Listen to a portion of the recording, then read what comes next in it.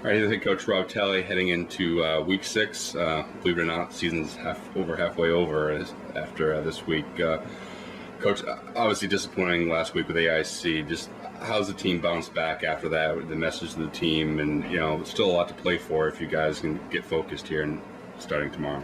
Yeah, well, I think the biggest thing is it's a long season. We talk about it all the time, and you're going to have your highs and lows of every season. So your highs can't be too high and your lows can't be too low. So biggest thing we need to take from last week's game is the opponent we're playing against. Big physical, fast team overall, and that's what we're going to get. The remainder of the season. So I think it's really just important to gain some experience from last week's game, making sure that we're more physical.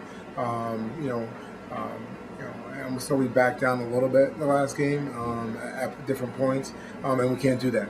You can't do that against a good team. So hopefully we'll learn from it and keep on going forward. And because there is a lot of season left to be played, and you definitely need to take 1 week at a time. Certainly, there was a bright point. I thought the defense certainly hung in there and really kept you in the game for into the second half, where if the offense could have clicked, it was right there for you guys. I thought that was a positive on Saturday. I think that's been a big difference. Last 2 weeks, the defense really coming on, and we're going to need that once again. But offensively, we have to hold our end of the bargain, and we need to get more movement. We need to keep the defense off the field, and then we have to get into the end zone. So we have a big challenge against us. Another really good defense, and Southern's always had a good offense, and they're playing well right now. So it'll be their homecoming. They'll be all excited. So be a good opportunity for us to try to get back on track. Before we get more into Southern, I spoke with James Lanier. He's a semifinalist for the Scholar Athlete Award in the National Football Foundation. Talk about him and how he's able to balance that academic and athletic, and also so many extracurricular things that he does off the field that he's able to accomplish. Well, I think the biggest thing with James is his maturity. Since he first came in, he's really been the same kid. And whenever I see his dad, I give his dad so much credit, for how he prepared his son, to me, for this next stage of his life. So he's really just done a great job. He's always been able to balance it. When he first came in, we would stay on him, but it was one of those situations where you didn't have to stay on him very much, and he was just always on top of his work, very accountable. And I think that really spills over to the field, where he's a guy that you can always count on to give you his maximum effort, and he does that week in and week out. Yeah, he's certainly undersized as a corner, but he doesn't let that affect him. His work ethic's there, and he overcomes that. Just talk about that on the field. He's almost like the Energizer Bunny. He just kind of keeps on going. I just remember him several times throughout the season where we're playing Bloomsburg. He's exhausted. Defense is on the field too much. Now we have another special teams, and he's on kickoff return. I'm like, James, do you need a blow? He's like, no, coach. And that's just his thing. Where he's going to run forever. He's going to give you great effort. And I think that's what separates him from a lot of other people. So Southern Connecticut tomorrow. Check the weather. It's not supposed to snow. It's the last time you guys visited there. Obviously, the snowstorm. That series is somewhat lopsided, but the last couple of years you've hung in there with them. Certainly 2 years ago, and then obviously the win last year, and in the 3-point game you saw them twice last year.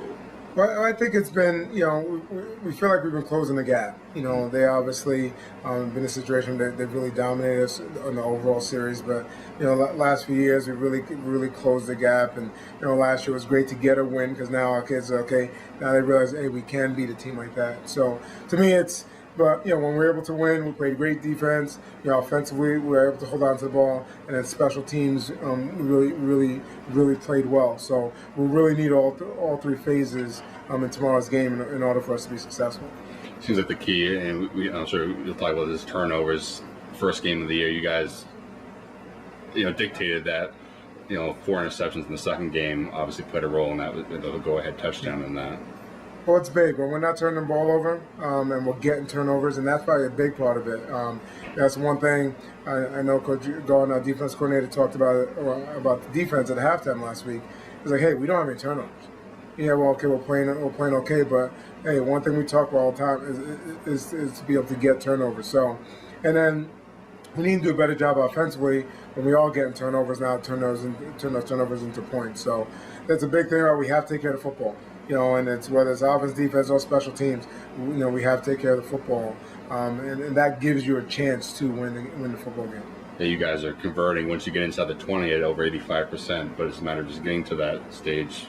Obviously, turnovers are exactly when you play in a short when you play in a short field and you're not giving the ball over, and when you don't have to go 80 yards, it's all the difference in the world. When you get the ball at the 50 on a turnover, your odds of scoring go up tremendously. So it's a big focus of ours every week. Ball security, from an offensive side and special teams, we're gonna have to take care of football, and defensively we need to get the football.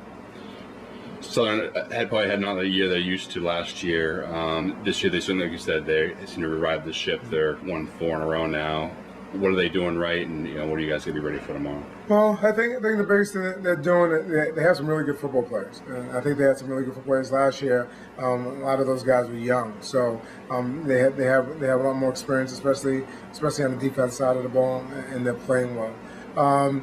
So, and they're not killing themselves. They're not making mistakes. Okay, they're getting turnovers. They're not turning the football over. So just those things. They're able to run the football on offense. So, all those things. I don't think it's necessarily a secret. Okay, how do you win? Okay, you don't turn the football over. You run the ball well, and you play real good defense. So they're doing that right now. So the biggest thing we're gonna do is we need to get our running game going. We feel when we're able to run the ball, then we can pass it when we want. And third down conversions. So last week, we were terrible on third down, and AIC was really good on third down, and that really makes the big difference. Being able to stay on the field and get those extra plays, give your defense a chance to rest, and the defense not having to play as many reps for them getting off the field. So all those things are coming to play, and then lastly, turnovers. And I'll probably say this is special teams. I've been disappointed overall with our special teams play, so far this year, and we really need to pick it up on that end to really give us a chance to win. All right, Coach. Well, best of luck tomorrow at Southern Connecticut. Thank you very much.